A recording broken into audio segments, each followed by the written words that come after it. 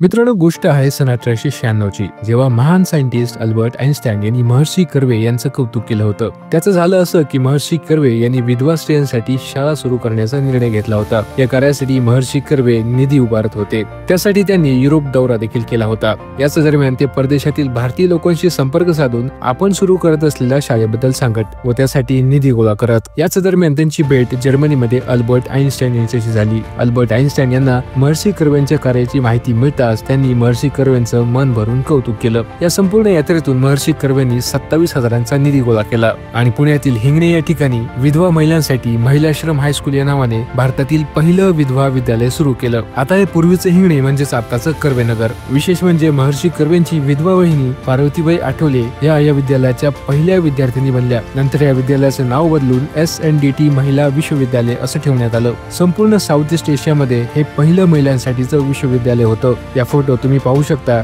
याच युनिव्हर्सिटी मधून पहिल्या 5 महिला ज्यांनी आपल्या हातात बॅचलरची डिग्री पकडलेली आहे.